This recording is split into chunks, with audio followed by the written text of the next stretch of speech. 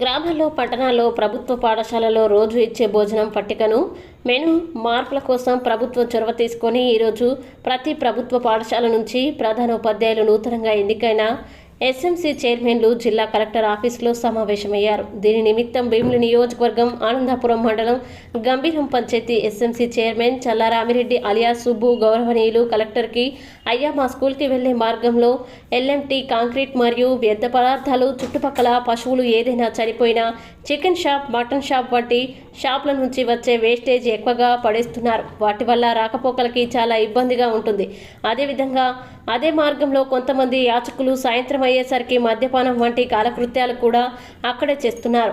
గంభీరం డ్యామ్కి కూడా చాలామంది స్టూడెంట్స్ వెళ్ళి మృత్యువాత పడుతున్నారు.